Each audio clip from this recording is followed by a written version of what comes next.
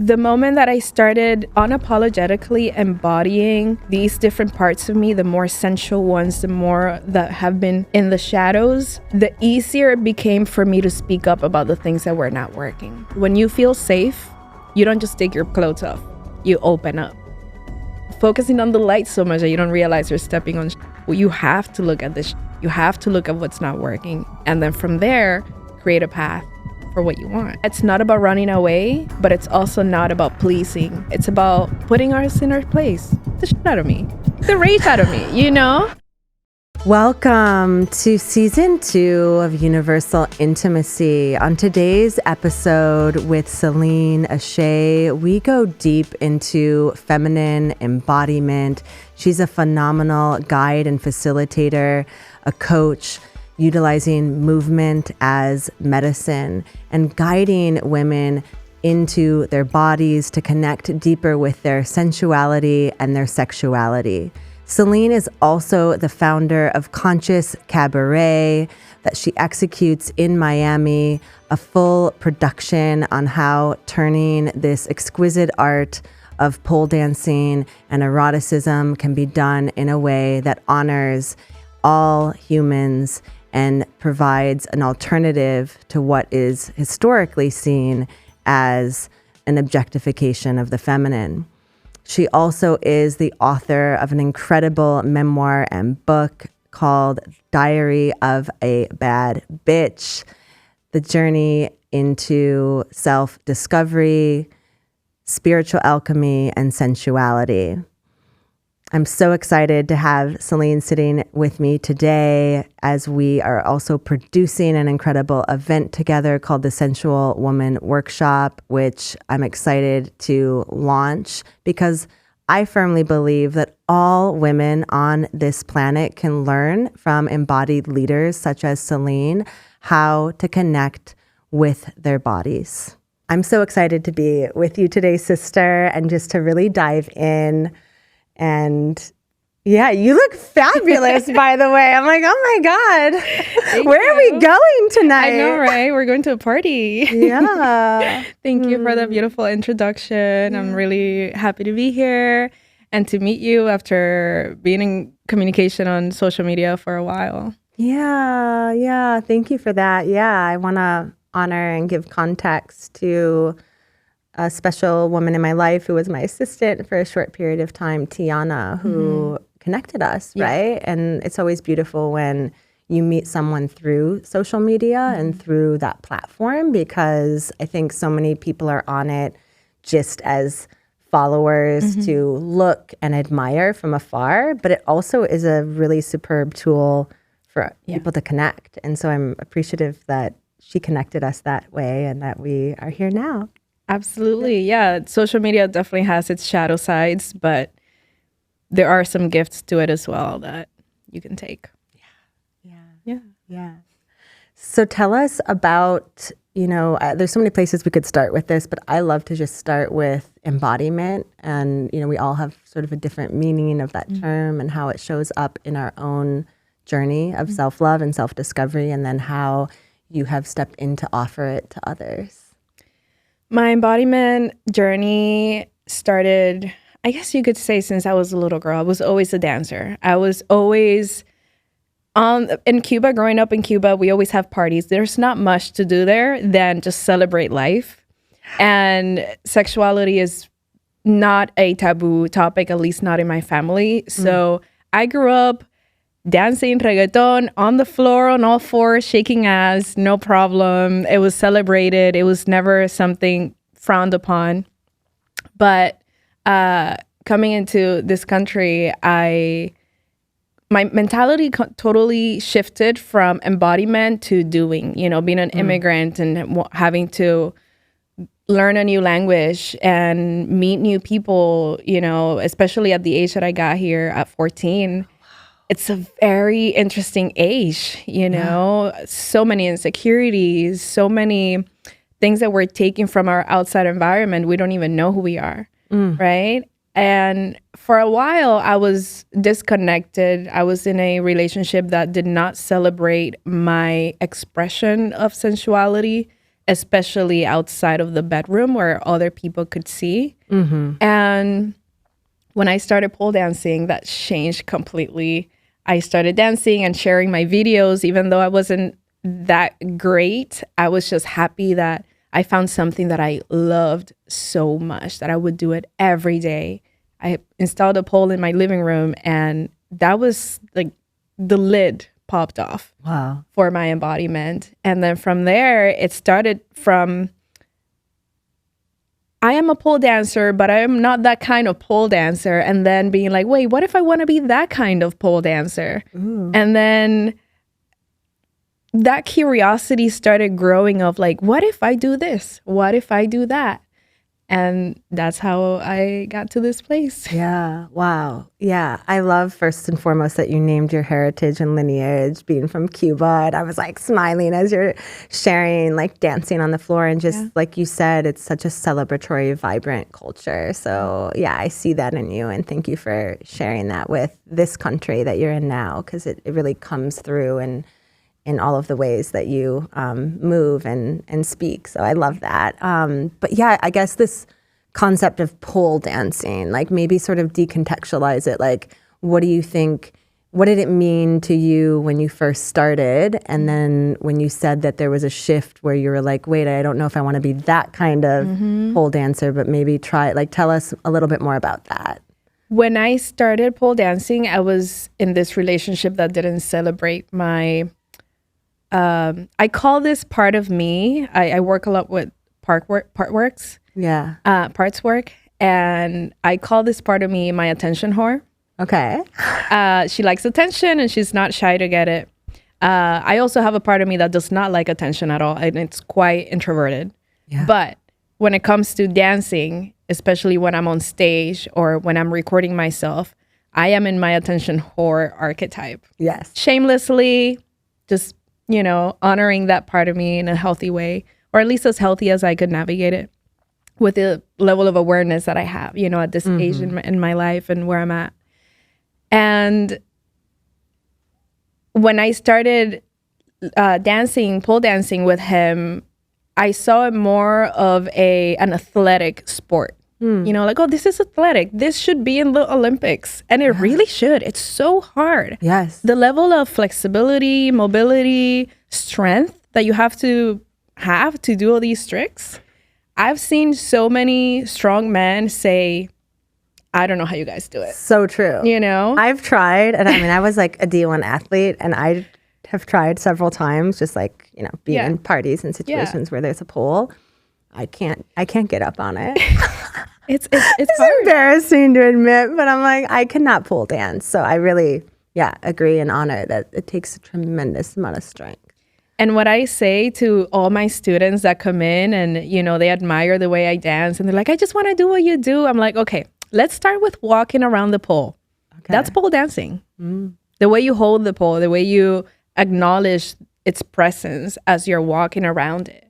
You can use it as a dance partner or a prop. It doesn't have to be this scary, vertical stick that you have to do magic around and flip and do all these things. It could be your support.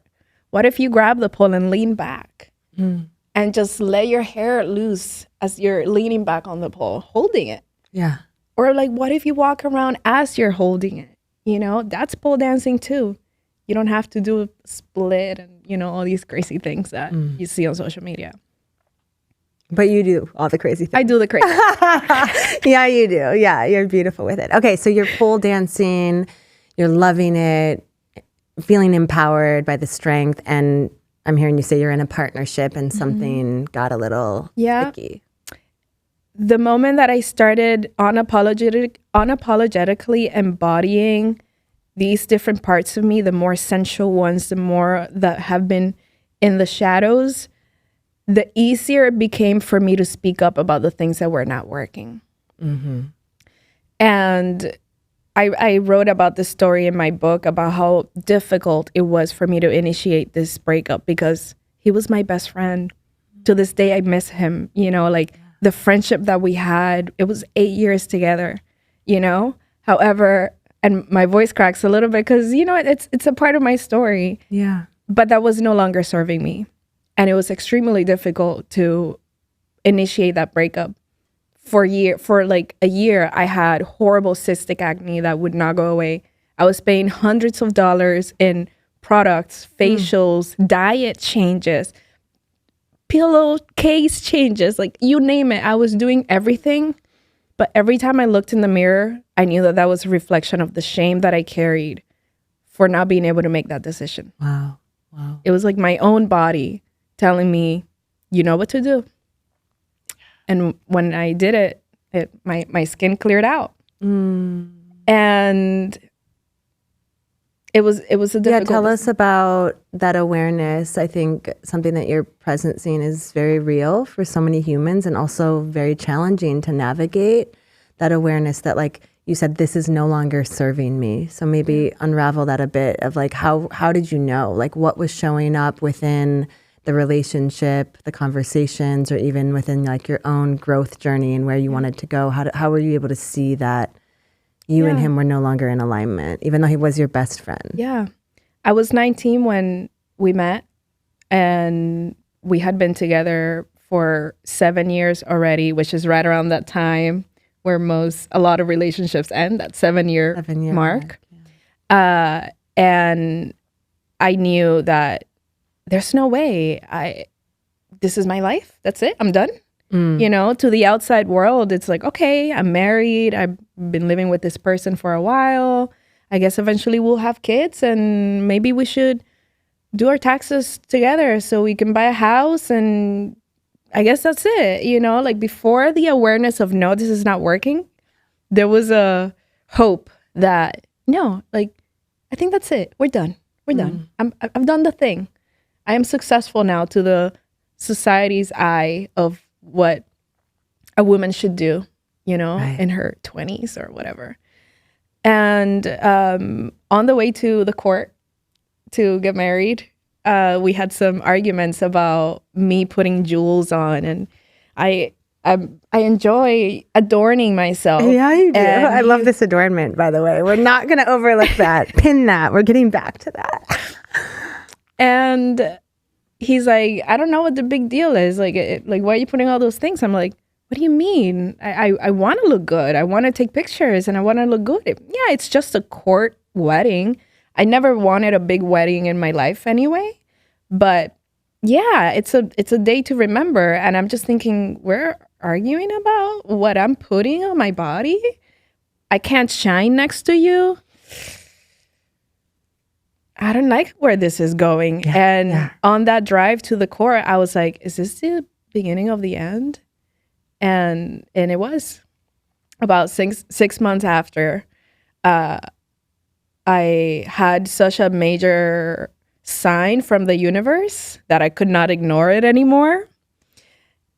And I got home knowing that was the day, and I had a panic attack. When I was telling him, my arms cramped inwards from, you know, when you do breath work. Like tetany. Yeah, tetany it's called. Yeah, wow. When you do breath work, that happens sometimes, and also sometimes happens when you're having a panic attack.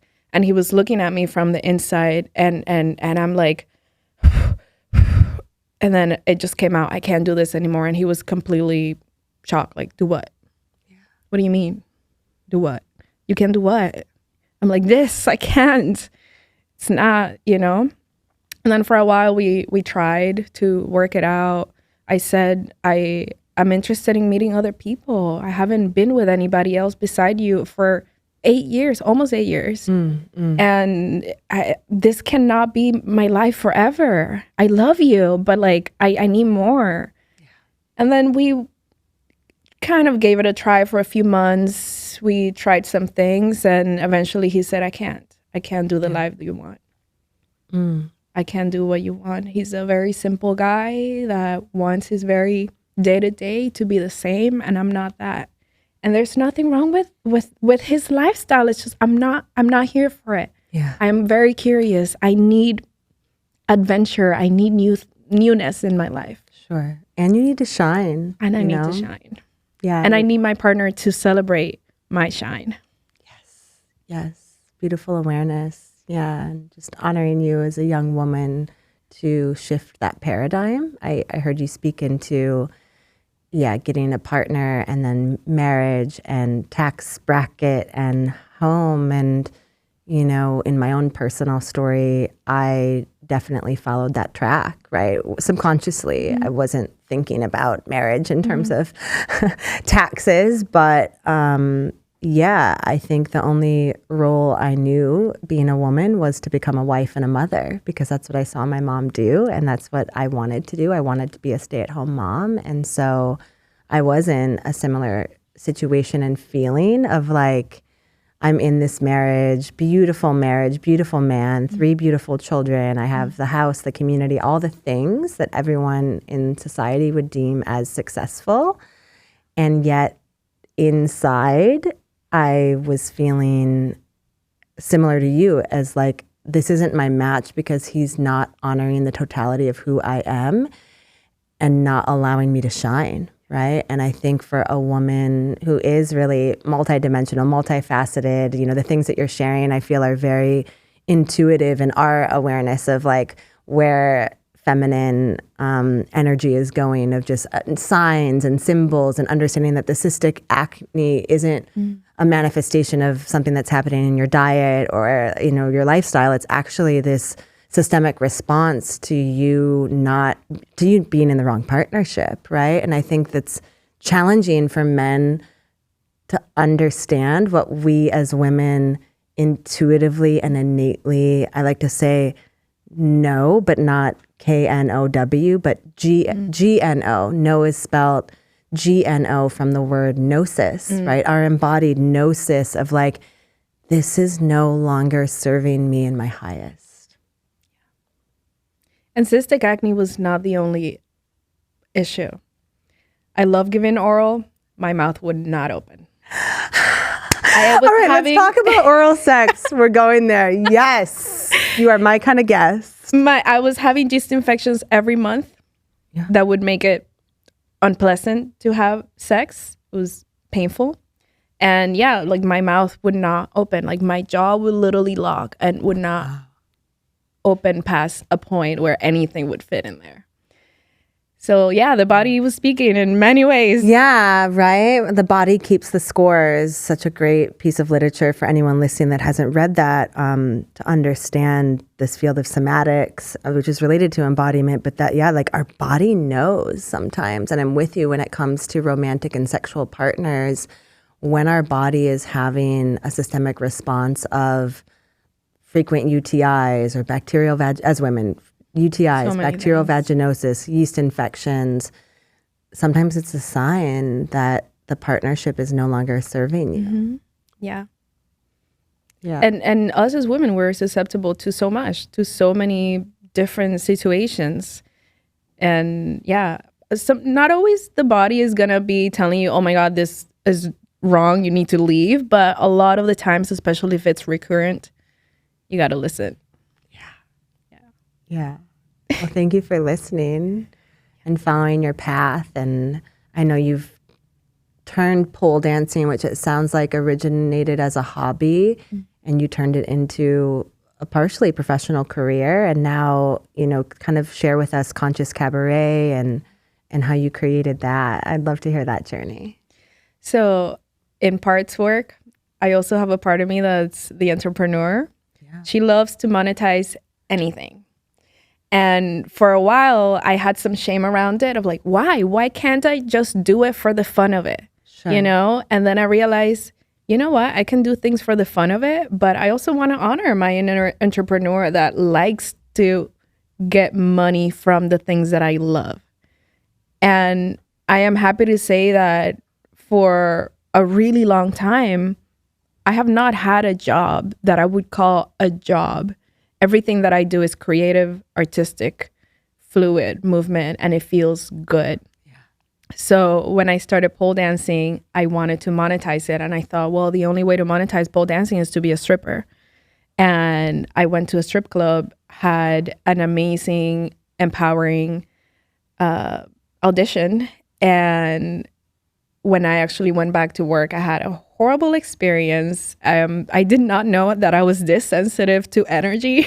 Yeah, of course you are. Of course you are. I sense some really dense energy at the club. I honestly admire the girls that are hustling at the club. Like, how do they do that and not ruin their mental health? I know that a lot of them deal with a lot of mental health issues, but some of them are making it work, you know? So I said, I can't. I don't want this to change the way that I see men.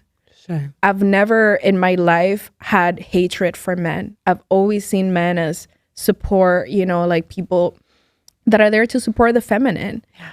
And when I was doing this kind of work, I noticed that I would see them differently. And I was like, no, I can't do this. And I said, one day I'll just have my own cabaret because I need to make it my own. I hate how exploitive it is. A lot of people don't know this, but you have to pay to work. You have to pay a house fee. As a dancer. Oh, wow. To work. Okay.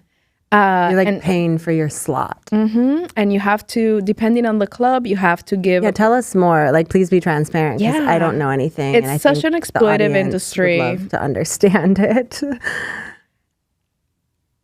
It wasn't even just the energy in the club. You know, like sometimes you could push past that. The way that I would speak to myself was, you are a light being that can enter the shadows and make it work.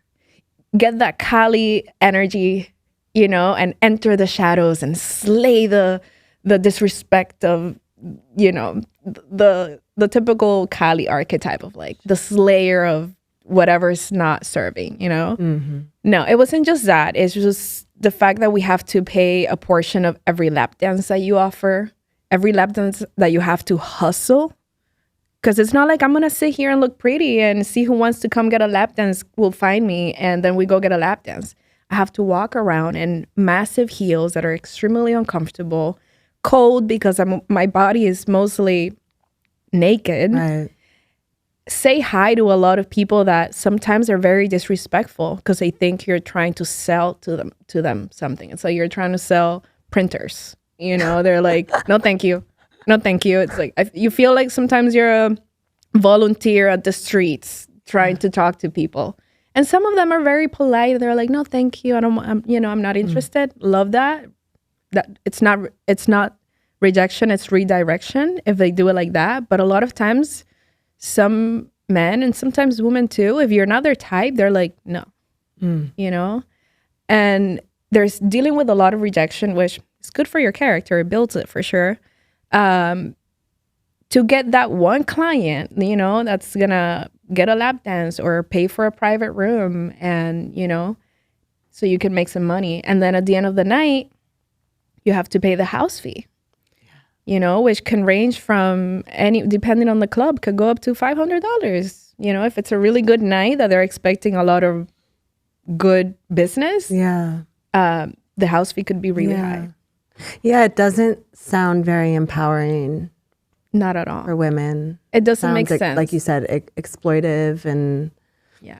If I'm going to be performing on stage, because I'm a performer. I don't really care about...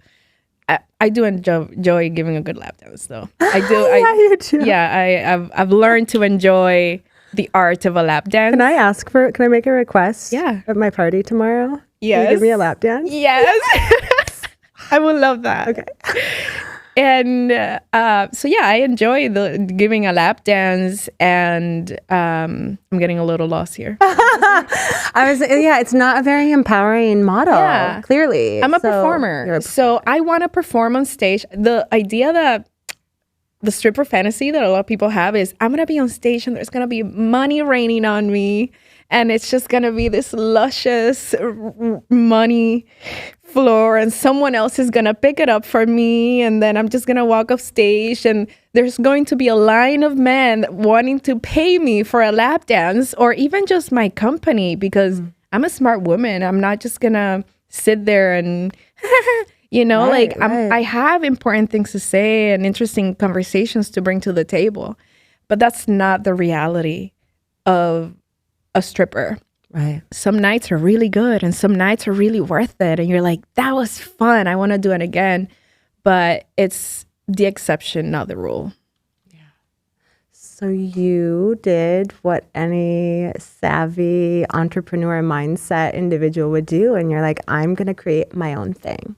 I'm going to create my own thing. And at first I thought that I had to have this permanent location that's like a club that I have to keep up, every night. But where I'm at right now, that's not feasible. So that still didn't stop me. So I'm hosting Conscious Cabaret every few months. It is a big production. Every single edition of Conscious Cabaret is completely different depending on the venue that we're bringing it to. And the roots of Conscious Cabaret came from a place of we need safety. We need women and men, because we also have male performers, to feel safe on stage. Yeah. Because when you feel safe, you don't just take your clothes off. You open up. And you perform in a way that you could not see at the club. When I get approached after I perform, even though I do some really cool tricks, it's never about the tricks. They always say, there was something. I can't tell you what it is, but like you exude something when you're dancing. And it's because for me, it's like a self-pleasure practice when I'm dancing. I'm feeling everything. I'm feeling the pull of my skin on the pole. I'm feeling the bruises that are going to come later on. It's a little kinky. Yeah. And I'm feeling my body. It's a lot of energy. And oftentimes I finish crying. Like if I finish a set, there's so much energy flowing through me that I cry on stage. And that happens a lot. Yeah. And I don't stop it a lot of the times. Sometimes I stop it because I'm like, okay, this is not the place. I don't want to deal with people approaching me, asking me if I'm okay. But sometimes I do, especially at my cabaret. Of course. Because I created a safe space for that. Yeah. And what I'm feeling, if you're open to me sharing, just, I haven't witnessed this yet, right? Yet. Keyword yet. But my sense is what you are embodying and ultimately then sharing and distilling amongst the audience is a transmission of authenticity, vulnerability, and intimacy. Right. And those are my actually 3 words of my own business mantra of what humanity needs now more than ever. We really need these safe spaces that are intentionally curated so that humans can open up and can release all the layers, the masks, the shields, everything that 3D reality has conditioned us that we have to put up over ourselves to be safe or protected or, protect our little squishy hearts. yeah. And when we can find these spaces and places to drop the shield, drop the masks, we can then show up in authenticity and vulnerability. And that's what cultivates intimacy. So you're really cultivating intimacy in these experiences. Yeah. Yeah. And that's Thank what you makes for it that. unique. Thank you. Yeah. Yeah. We also have a safe space for guests to live their stripper fantasy. Ooh. So we have the show, which is beautiful, very intentional. But after the show is over, the guests could get on the pole and remove their clothes and live that fantasy, because not everybody's going to go to the strip club and try to do that. I mean, But, that's probably not even allowed. No, it's not. No, if you're not willing to go Yeah. and work as a stripper, Right. no. So yeah, I create the safe I space love that. for anyone that has a fantasy, which apparently is very common It is. to have that fantasy. Yeah. We also have the rose petals showers. Instead of dollar bills, we throw rose petals. Yeah. And there's nothing wrong with money, absolutely. But the point is to elevate the stage, and the guests buy the rose petals at the front, and then they make it rain with the rose petals, and all the money that comes in is split evenly with all the performers. So there's no competition of like how much money is on the stage, what is yours, what's mine. Everything is for everybody. So equitable. Yeah. I love that. Thank you so much for creating this. And it's in Miami, you said. Are you also traveling with the show, or it's really right now only in Miami? Right now, we've been in Miami. We've been having shows for the last year and a half. In February, it's going to be our 2-year anniversary, February 2026. And we are super open to the collaborations that feel right in other venues and other states. And we have been asked already a few times about LA, New York, and so far we're rooted. Chicago. Yeah. Yeah. And so is it, you mentioned men, but is it predominantly femme-bodied and, femme-initiated? And it sounds like there's also male-bodied individuals in the production sometimes, but is it really anchored in sort of you as founder being femme-bodied and principles of that? Yes. And we have both. I would say the guest list is pretty 50-50 men and female, and couples and singles, maybe a little bit more women, but yeah. And the performances are both men and women, usually with the men being there to uplift the feminine, because it is an industry that has been systematically oppressing women. It's not that there are no men strip clubs out there. There are not. I don't know what they look like. Sure. But it has been for a long time the clubs where women are not being compensated fairly. And that's one of my biggest, just a passion, a platform that you're willing to advocate for. Yeah. Activism. I have an inner activist, and I've been an activist for many things in my life. But this is the one that has felt the most real and the closest to my heart, is activism for the way that women have been used for our Eros and not be compensated fairly.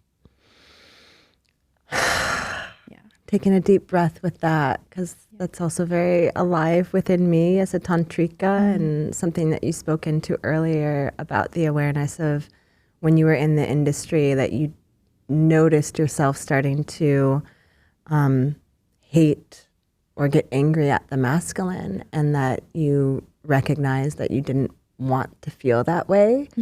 And that really resonated with me, because I'm also at an interesting place in my journey with this work where that is starting to happen at times, not from the clients that I actually work with. I love my clients. I vet my clients heavily, intentionally, because I only want to allow in individuals that are actually ready to receive the medicine and are coming in with the right frequency and energy. But you can imagine, just like at the strip club, the prospective clients that are coming in, seeing the word tantra and thinking that a tantric massage means something. There's a huge distortion in this field, in this work. And unfortunately, there are some women, and I'm going to name this, that are misrepresenting the authenticity of what the esoteric traditions are meant to be about. And because of this, there are, I'm just going to name it, men that are inquiring about this work and doing so with a certain energy and frequency that is extremely disrespectful. And I'm finding myself, like, I've never been an angry person, and I love men, and I have a beautiful relationship with my father and so many men in my life. Like, I actually have more male friends than female friends, and in the entirety of my existence on this planet, I've always found myself connecting deeper and more authentically with men, because I'm also like a boss babe, like you. I'm this like doer. So I'm like, yes, men know how to just get shit done in ways that women don't. Let's be real. Like, we love being femme-bodied and being in the flow, but sometimes it's like, come on, ladies, like, you're not going to work because you're on your moon, which we can get to that in a minute. But just to finish this thread, it's like really hurting my soul and my heart that I'm now being exposed to a frequency of the masculine, that there's something energetically, it's not from me in this timeline, it's something related to past lives and the collective trauma that women have endured and had to tolerate throughout the entire existence on this planet, of being raped, pillaged, objectified, taken advantage of, abused, terrorized by male-bodied individuals. Yeah. It's very extractive, right? They're trying to get as much as they can from their money. And there are many women out there that are trying to get as much money as they can for what they give. And it's an energy that's not helping anybody. I know. Yeah. Yeah. So thank you for being a solution, right? To not perpetuate the problem. It's really huge. It's way bigger than I think even our words are able to articulate in this moment. So, and also celebrating that we're as good as it's ever been. Yes. Right? We are. And it's only going to get better with the generations that are coming, the path that we're creating for them. And, you know, we can focus on the negative. We have to see the negative. Like, we can't just like love and light, love and light. And there's this quote I love from my favorite book ever, Existential Kink. Focusing on the light so much that you don't realize you're stepping on shit. Well, you have to look at the shit. You have to look at what's not working. And then from there, create a path for what you want. Do you want to focus on the shit or the light? I'm like, which way should we go? Because there's so many different ways. And I know I just sort of pinned a topic that I know we want to get to. So yeah. I'm deferring to you in this moment because I feel like there's a variety of ways we can go. And I know I want to get to the moment. Going to get a little bit vulnerable here and say that I've been focusing on this shit a little too much lately. And with good intentions, you know? Yeah. It's not that I'm coming from a negative place. I'm coming from that place of acknowledgement, you know? Because for a long time, this toxic positivity was not doing it for me, you know? My affirmations and mantras and all these things. And I'm still in the same place. Okay, let's go back. Let's take it a step back, see what's happening here in the shadows. Yeah. And done a lot of shadow work. And I've realized that shadow work is a great tool, but you can get stuck in it for a little bit. Yes. Yeah. You can definitely get stuck. Yeah. So I've been in that like push of, okay, I'm ready. I'm ready to be in the light. I'm ready to be in the light for a little bit. This has been a little too long where it's feeling that, you know, it's going down. And, you know, I have so many Scorpio placements in my chart. It's very easy for me to be suffering. You know, I find maybe that's our connection. I have 6 houses in Scorpio. Yeah. Yeah. Those waters. I know, right?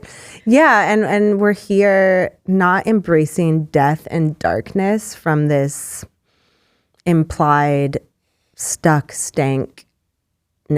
We're actually embracing it for the totality of the awareness that if not for the dark, we wouldn't have the light, right? And so we are actually willing, you presenced Kali earlier, this beautiful goddess that embraces the darkness so that we can go into the shadows and into the dark. And I'm doing this motion of like descension, right? And we descend into the depths of the subconscious and the psyche to then emerge. And as women, we do this every month. Every month. We go up and down and you just got to learn how to flow with it, you know? Yeah. Yeah. And I'm in the descent now. I shared with you that I started my moon today, and I know as a sister that you also track your moon cycles. And I actually haven't had any sisters on the podcast who have talked about that. Yeah. So if you're open to talking about your bleed, I would love this topic. Yeah, let's talk about menstrual blood. There are many things. Anyone who's triggered by this, you can use this as an opportunity to close your eyes. If you can close your eyes. If you're driving, please don't close your eyes and just, take a deep breath and feel into your body and feel into your connection with the mother, with the divine feminine, with any female-bodied individual in your life that you cherish and love and adore, and recognize that she bleeds. Yeah. Beautiful. I noticed the second I saw you today, I didn't know exactly what it was until you said, I just got my moon today. But the second I encounter you, because we've only met over the phone, cameras, you know, The second I encountered you, I felt this like grounded, slow, gentle, soft energy, which grounded me too, because I came from a little bit of traffic and coming up the elevator and the stairs and finding the place. And the second I saw you, it's like, you know, we have mirror neurons. So being in your energy, I'm like, oof, okay, I'm good here. I'm safe here. Yeah. So I sense that like mother energy. And when I speak of the mother energy or mother archetype, I'm not speaking of any specific age. I'm speaking about the energy of someone that's caring and like nurturing. Yeah.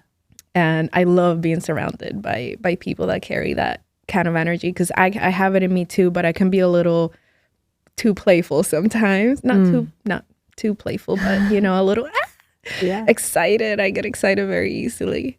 I started tracking my cycle and educating myself on this topic when I realized that period cramps that leave you in the floor of a public bathrooms are not normal.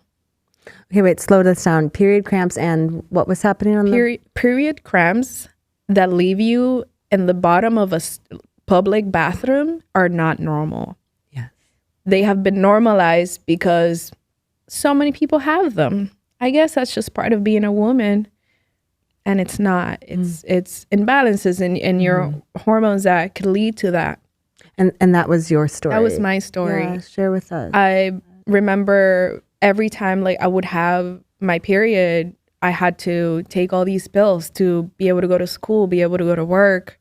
And my first job ever was at the airport, Häagen-Dazs, serving ice cream. I was the ice cream girl. At MIA? Yeah, MIA. And I have this memory of being in the bathroom, public bathroom, thinking, I hope someone fights me. Because I could not get up. I could not get up from here. And doing that research and learning about the 4 stages of our cycle, follicular, which is right after your period, ovulation, the fun one, we love ovulation, and then the luteal phase, and then the menstrual phase, and how our needs are completely different through all of these 4 stages. When we're on our period, both sides of our brain, the right and left, have way better communication. So despite what people may think about women on their period, she's wise on it. She's wise on her period. And if she's emotional, that's because something needs to be taken care of. You know, it's not that, oh, she's just on her period. No, it's real. There's something there. And then right after your period is over, you have this follicular phase where you have so much energy and creativity, and you can go run a marathon, anything. To-do list, boom, boom, boom, no problem. Give me 2. And then ovulation is this time where we're naturally very social. Both sides of our face are more symmetrical. Our boobs are a little bit more symmetrical. Our skin just glows. You don't need makeup on your ovulation. You're just... Your pussy's wet. Oh, yeah. You want to make a baby. Your body's like, okay, let's find somebody. Yeah. You know, it's very social time of your month. And then from there, you start hitting that luteal phase where hormones may start going up, and you may need to state some boundaries. You may need to have some more alone time, and your brain is wired for organization, cleaning, preparing, which makes sense because you're about to go on your moon, which is the time where would be ideal to go inwards, take some rest. Yeah, you can go to work. It doesn't need to be, I'm stuck at home in my cave. It could be, I definitely make it that. Yeah. But not for everybody. That's just what my body needs, right? And it makes so much sense that in the luteal phase that everybody dislikes, because this is the phase where you would get those PMS symptoms. Right. PMS symptoms are also not necessary. They're simply your body speaking on something that may be lacking. Do you know what I call PMS? I want to know. Please make space. Right. So it's your body's way of asking for that spaciousness that you need to go inward, right? Because you're about to have this descent, this purge, this release. So it's basically like, you know, I don't know if anyone has ever witnessed an animal right before the animal knows it's about to die. It will go find a place to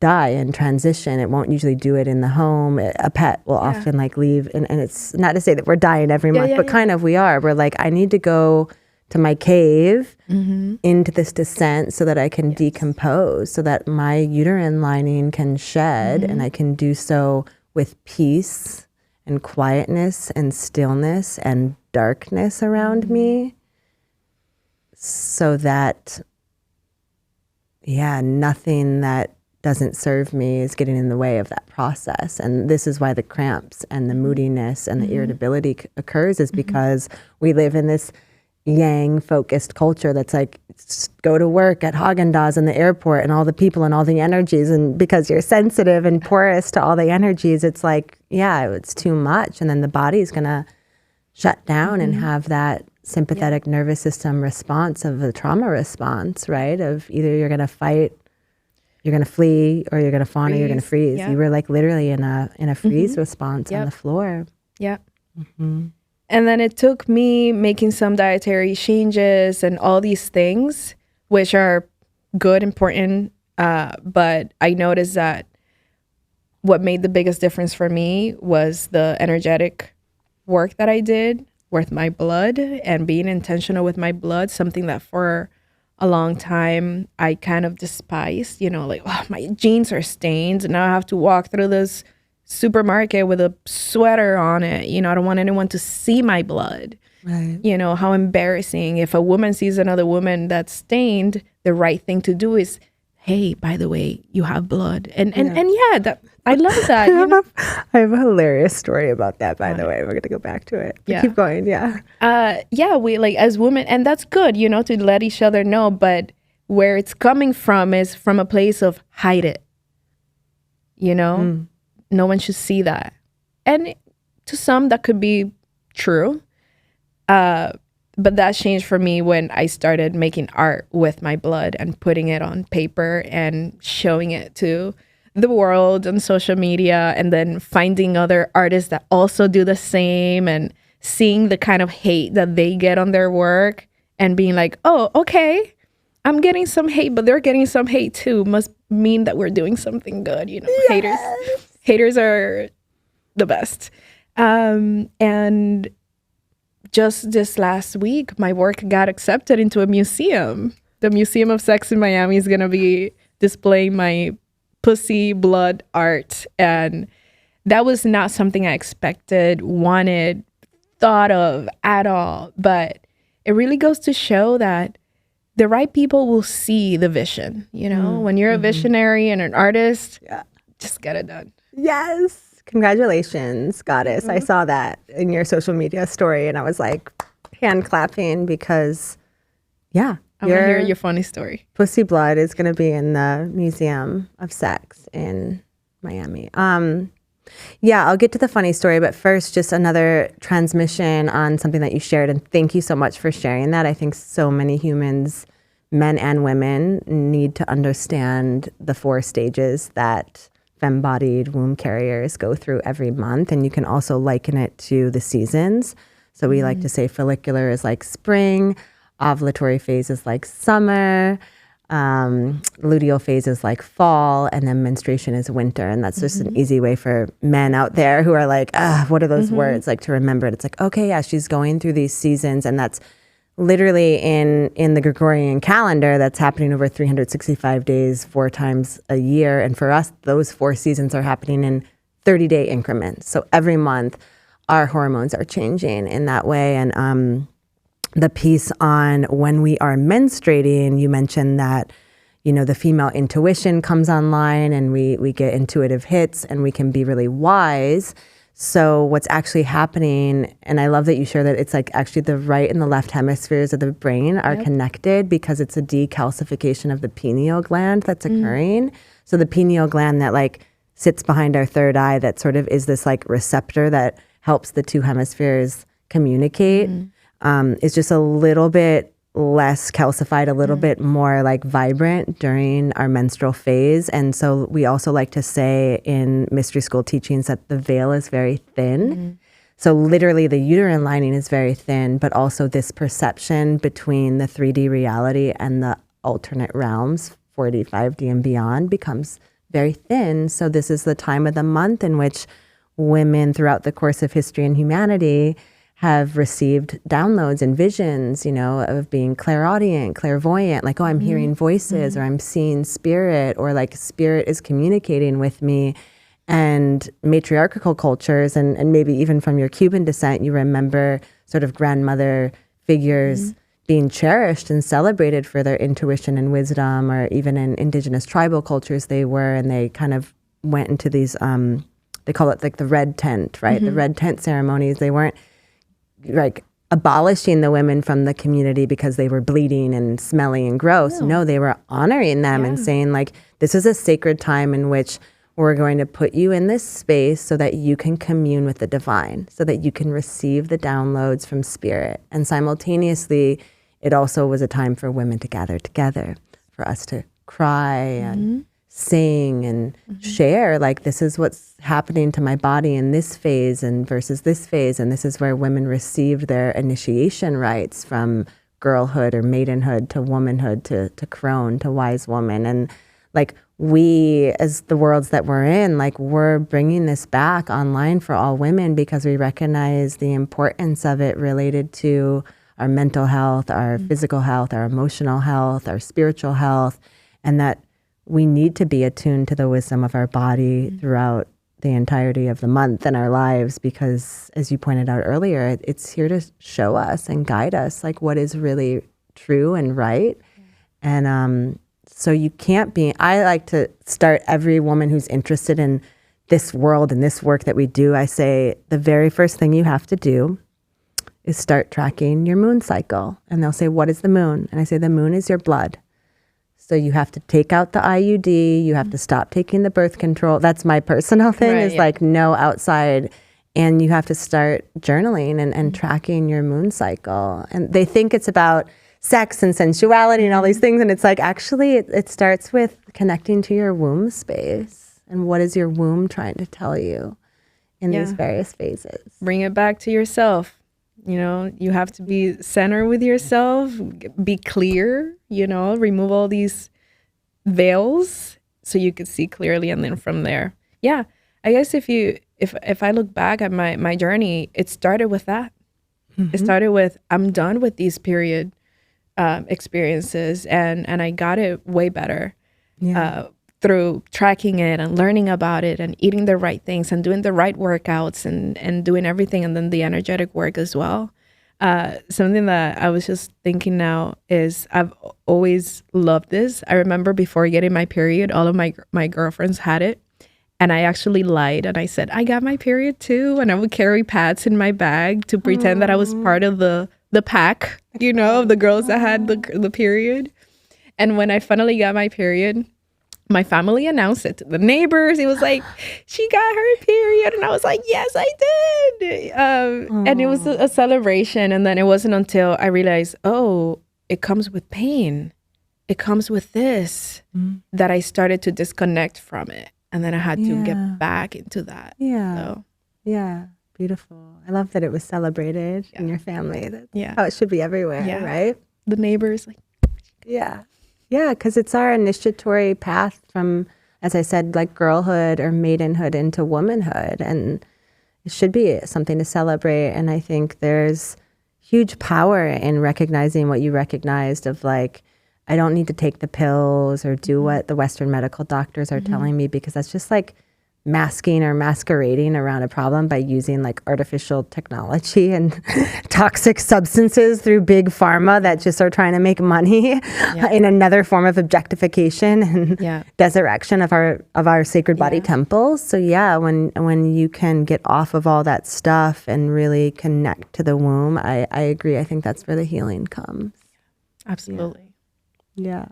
Okay, I know you want the funny story. I want the funny story. Only funny because it was this, I'm with this colleague in another sector of my life, and that perceived shame when you bleed through your clothing. And she was wearing like white pants, of course, and we are literally in a grocery store parking lot, like a big, massive asphalt parking lot. And, going into the grocery store to get the pads, amongst other things, or, whatever she needed. And I kid you not, the way that I remember it and the way that we retell the stories, this woman literally like ran from like across the parking lot. Like you can imagine, like a big expansive parking lot. Yeah. It wasn't like she was just like 2 cars away. Like literally it felt like it was the other side of the parking lot. Ran up to my friend to tell her, by the way, just so you know, you're bleeding. But it was like this, in the moment, I mean, heroic. And I'm laughing in the moment. This just happened a few months ago because I know what I know, and what you presence as well is there's this like inherent shame, like as if this woman was, the energy always feels like, oh, it's another sister telling me, oh, thank you so much, thank you. But what's underneath that is shame, and why should we be ashamed? And so I always will parallel that with a story of women who free bleed. And I free bleed. I love free bleeding, and that's the beauty of like not having to go into work when you're on your moon. And that's why I love the period panties and all those things now. And because it's like, and women that collect their blood, which I know you do. So it's like to just allow it to flow. Don't stick something up there to trap it, but like just allow it to flow. Like how beautiful would it be right now? I'm like, Tom would kill me right now if I just like was, just had the blood just running down my legs, like this sacred elixir it is, in this beautiful ruby garnet color, like what you're wearing. Like to me, that's so hot. Yeah. I have so many pictures. Luke is in the background over there, like gagging. Like he's like, what? He's like, we're talking. I love it. I take pictures of my blood. I have so many pictures of my legs just like dripping. I love it. I love seeing it. Yeah, and I think like for us, to me, it represents like the ultimate form of health and vitality. Like I know now, and I'm getting older. I'm getting 1 year older in a few weeks, and like I'm entering perimenopause, so it's starting to slow down for me. And so when my bleed does arrive now, and it has that bright red vibrant color, I celebrate it because I know that soon I won't be able to anymore. Yeah. It's a rite of passage, right? Yeah. Next chapter, which is also beautiful. It's almost like you've integrated all this wisdom. You don't need me anymore. At least that's how I. Yeah, tell me. I'm open to receiving I don't know. your transmission on this. I am a little far from there, but a part of me is excited. A part of me is like, I don't know. I need my monthly rituals, I think a beautiful way to see it is this has served me my whole life, and now I get to integrate all the wisdom that I've received from it, especially if you've been in tune with it for such a long time. Right. That's what I would love to share, is that because I'm so embodied and so attuned, I've used my connection to my womb as almost like this innate regulatory practice. So I just know exactly where I'm at in my life and in my journey based on my cycle. Like I know, as you presenced earlier, like, okay, when is a good time to make decisions or make business moves versus not, or tell someone my opinion versus not, or socialize and network versus not. Like, and so I think the trickiest thing about perimenopause that not enough women talk about, because not enough women in my generation are fully embodied, is to understand that you somehow like lose that internal compass. And like my pussy is my GPS. And so the fact that my pussy now is not like adequately like it's like off, it's not attuned as much. And so it's like I can't trust it as much. And that's really the devastating part of it all, is that I no longer have this internal compass that's directing my life. And now I have to integrate the wisdom in a new way, in a full body to win, right? So like, as I was saying, I've been very pussy led, but now I have to be like whoosh, like really, really anchored in a full body decision, a full fuck yes, not just where my pussy wants to go, but what about my mind? What about my heart? What about my gut? It is my understanding from older women in my life that I adore that you still have a cycle, just not the blood. Exactly. Yeah. And it would be about learning how to, I don't know about testing, but right. But exactly. You can still track it, and you can also even connect it with the moon if you feel like you're totally disconnected from the sensations. But you can track the moods. You know, I still will go into that emotional. For me, I always like have an emotional peak right before I bleed where I cry, I grieve. And even if that happens, even if no blood comes. So yeah, you're right in that. Yeah. I think for me, when that time comes, I'll approach it with curiosity, and doesn't mean that I'm not gonna have a cry here and there, but the cries are good. Yeah. Cries are good. They're so good. Yeah. We're alchemizing with our tears. Yeah. Tell us about spiritual alchemy, and I love that aspect of the subtitle of your book, and you know, spiritual alchemy. Tell us about the book and how that shows up in it. As I've mentioned a few times throughout the podcast, I'm very curious, and I will go and find out. I will fuck around and find out. Yes. And there were many things in my journey of self-discovery that didn't work out. And I had to find the spiritual meaning of it. Why did I do this if it didn't work out? Oh, this lesson. And if there is one thing that I love about myself the most is I will always find the lesson. It may take a fit, you know, it may take me being a total disaster for some time, but I will get to that point where I'll be like, oh, A connects to B, to C, to childhood, to family, to generation. Oh, okay, noted. So in my book, I write a lot about the stories that I'm going through. And as I'm going through these stories, a lot of the chapters are, well, all of my chapters are actual diary entries with dates. It's not just a book about someone that is a bad bitch. It's real diary entries. And some of these entries are, I'm so fucking pissed because he said this and then I said that and blah, blah, blah, which sounds very unconscious, but that's where I was in that moment. And then in a later chapter, I'm like, I could see now looking back that, you know, this happened because of this reason and ABC. Yeah. But I'm not going to go and remove that chapter where I was venting because that was part of the process. And that's where I get a lot of women that read this book that tell me, I thought I was alone in this. I thought I was the only one that would go through this.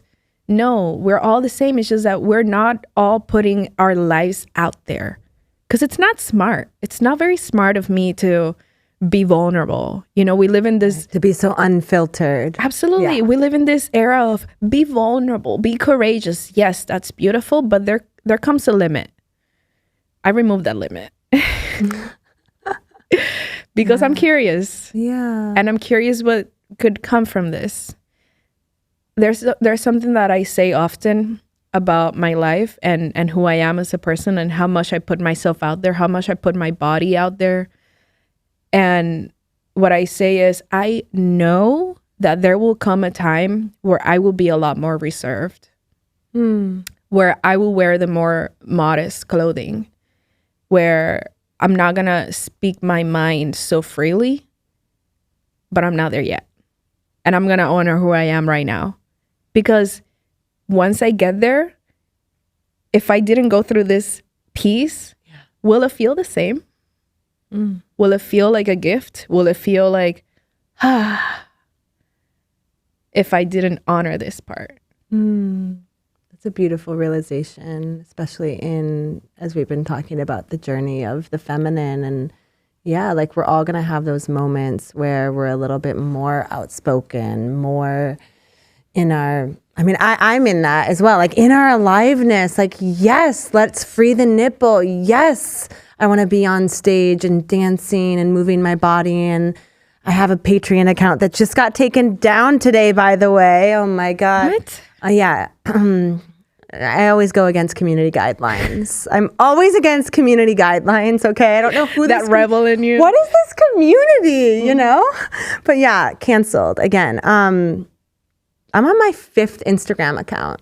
And it's so fascinating how much our society is, like you said, advocating for authenticity and vulnerability and unfiltered, and yet we are still so filtered, right? And that like need to be perfect and look a certain way, and this is so true for the feminine, right? Of striving to be perfect and delete the chapter where you're in your rage, and you know, one could even call it a low vibrational moment where you're in your own like inner toxic masculine or toxic feminine, whatever it is, right? Yeah. Shadow state. Oh, like let's just edit that out. Let's just delete that part. And it's like, kudos to you for not editing that, for being unedited. Like I'm really celebrating that in you and being so unfiltered with your truth, because the truth is, as a somatic intimacy coach, what I know women are looking for in their male partners in heteronormative relationships is they want their men to be able to hold them in the totality of who they are. They don't want men running away when their inner bitch comes out, or their, you know, inner exhibitionist wants to get on stage and strip, or their like Kali comes out and pulls out the sword and slices the head off of everyone that is no longer serving them, metaphorically, right? We are rising. Women are rising up, and in this rise, we're saying, I'm gonna show you and give you all of me. I'm deleting the programming that I will ever be or it could be too much. I'm going to give you all of me. And if you can't hold me, I'll find people who can. I love what you said about holding, because it's also not about, yes, okay, I'll be dormant when you're in your inner bitch or your inner Kali. Yeah, it's not about running away, but it's also not about pleasing. You know, it's about putting us in our place. Fuck the shit out of me. Fuck the rage out of me, you know? Like contain Yeah, it. wait. I love this thread. Like your definition of containment is my definition. And like, let's unpack it, because I think most people hear like, oh, you have to hold it, meaning you have to contain it, control it, manage it. No, it's not like trying to let's just dim it a little. Okay, let's bring that down. Let's try to soften it. No, we don't want it to be softened or dimmed. We want it to be fucked, usually. Yeah. We want it to be met and matched. Yeah. Yeah. It's like that. It's like that post-orgasm clarity. Oh, I'm sorry. Yeah. I mean, I literally, if you're open to me sharing like something that came through last night and this morning with my partner, is this sentiment exactly of like, sex is a battle. When you meet your primal erotic match, you are head to head. You are toe to toe. You are like two jaguars in the wild, like, right? You're tracking each other. You're moving, and you'll stay in that like contention for as long as you want that feeling of the tension to last, until one of you surrenders. One becomes predator and one becomes prey. One becomes alpha, one becomes omega.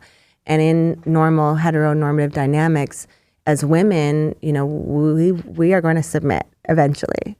But we want the fight. We want the, like the foreplay is like, and it's not a fight or a battle in this like aggression. It's in this like energetic magnetism. And you can even be like, making love or fucking through that. And it's this like exquisite dance. I'm closing my eyes because I'm like feeling into it, because it literally just happened like less than 12 hours ago. And it's like, there's a certain point, and for me, like I'm having multiple orgasms through that even. Like there's a lot of pleasure there, right? And then there's a moment where something kind of breaks, where I submit, you know, and my body might go a little more limp, and I might, kind of get into that more allowing energy. And my pussy softens and kind of it gets like squishier, right? And just opens. And then I can ride that for a while. And it's in that state where I can have a cervical orgasm, where I have that cervical orgasm, which for those that haven't experienced this, it's literally this portal of accessing cosmic consciousness. It's akin to like being on mushrooms, right? For both me and him, because like it's not just the vagina being the portal to source, to creativity, but it's like even beyond, it's the cervix, right? It's inside. And when that cervix like opens like a little mouth, like, ooh, and then like starts to vibrate and have an orgasm, it's like when you hit a big gong and it's like this vibration, like, and the whole like fucking room is like, You're nodding because you know it. Why do you think I started writing my book in the first place? Cervical orgasm? I met my primal match. And before then, I was having sex. And it was good. But this was like... And I started writing this book not about him, but because of him. And we're in a place of non-communication now, but people that have read this book have told me, it was not about Jay, just the letter. That's what I call him in the book. Okay. It's not about Jay. It was you. He just showed you.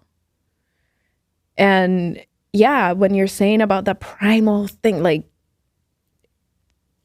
I can't, sometimes words don't do justice. They don't, yeah. This is how I describe it. It's like you just cannot put those feelings and sensations into words. And that's how I started writing all these stories about the crazy, amazing sex that we were having and everything that I learned about myself through the process, the self-discovery of my sensuality.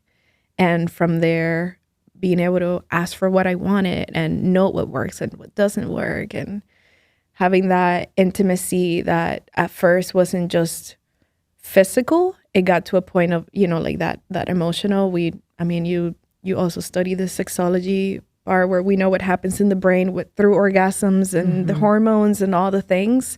I was definitely on a hormonal cocktail drug. Yeah, the serotonin, the dopamine, the oxytocin. All the things. Yeah. Once that wore off and the veil came off, I saw things that I didn't want in my life. And the only thing that kept us together was that wild sex that I could always count on, always being good. Yeah. No matter what issues we were having, that sex was always guaranteed to be amazing. Yeah, let's talk about these relationships because I'm in one. So it's very alive in me as well. And it's very real when you have and you find that primal erotic match to also have it accompanied with some volatility in the other facets of your life, in your 3D existence, because it's like what you're experiencing in the bedroom or in the sexual erotic container has we as humans have a hard time integrating that into our 3D experience, because the 3D experience is structured by time, taxes, these types of things, right? And this other world is otherworldly. So how do you orient to the world when your whole world has just been shattered and destroyed into nothing? It's really devastating and exhilarating simultaneously. And so again, like, kudos to you for writing this book. That what it sounds like, I have it, by the way, and I actually have to get you to sign it when you get to my house. But it sounds almost like it's a femme-bodied redo of 50 Shades of Grey. Okay, now that you bring that up, so when I met this lover, I would just have phone calls with my friend, like, this happened and this and that happened. Yeah. Very explicit. You know, women, we're very explicit when we share about our stuff. Yeah, men are men are like, yeah, it was good. I hit that. And we're like, okay. And then the shape, everything gets described with the girls. And my friend was like, you should put it into a book. This could be like the next 50 Shades of Grey, except it's real. It's real life. Like, you're telling your story. And I was like, I've always wanted to write a book. Yes. And then I started writing first about each encounter. It was one mushroom encounter where, like, I peed all over him because I wanted to, because I didn't want to move. And then he was stepping. I was on the floor and he had his feet on my chest. And I love feet. I have a foot thing. And the way his feet were on me, and I would look at him with, like, being this little property of him. And it was like the weirdest, hottest sexual encounter. And the way that I'm writing about it is like, I don't know if I even remember much of this, but this is what I remember. Yeah. And then as the newness kind of wore off, that's where it started going into the self-discovery and spiritual alchemy, especially through the breakup of that relationship. Sure. And then learning the lessons of, oh, I see now that when I met him, I was having orgasms with him before I even knew who he was. I was blinded by orgasms, you know? Yeah. And it wasn't until... I'm like, sorry, that like needs to be a song. I was sort of like blinded by the light. I was blinded by orgasms, literally. Yeah, it created a veil. A veil. And once that veil thinned, and the hormonal cocktail that happens when you're falling in love and lust wore off, I was like, no, this is not what I want.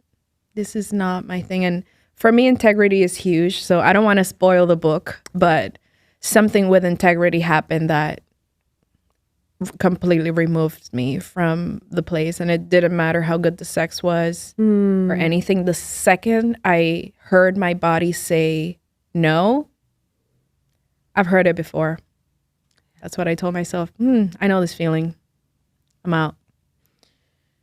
Good for you. Yeah. Yeah. Honoring you for listening to your body and now helping to guide and educate other women to do so. And maybe as we're closing out here, you can kind of share like the ways that you coach and guide and facilitate. And I know we mentioned Conscious Cabaret, but I know you have other offerings. So we have a workshop tonight. I know. Are we on time for that? Yeah, we're fine. Time. I'm in the masculine. I'm holding the time. Yes. You just be in the surrender. Yes. The way that I work with, I work mostly with women. I have started working with men lately as I'm navigating the path of working with men and encountering some of the same things that you were mentioning earlier. Mostly with embodiment, physical movement embodiment. That's my root. It's like showing them how to move, and not just from the physical mechanics of it, but the feeling of it. And that works with pole or floor work. They don't have to have specifically a pole, even though it's a beautiful tool. It's more about the fluidity of movement.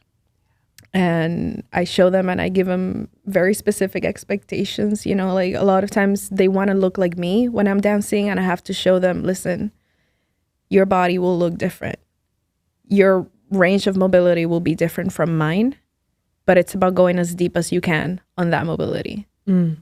And I'm incorporating the tools of BDSM into my sessions as well. I recently finished my shamanic kink certification, which was a 6-month process that really was over a year-long process, because it started with a 1-week immersion that is a prerequisite, followed by 6 months later, another 6-month of education in shamanism, BDSM, and sexology and parts work.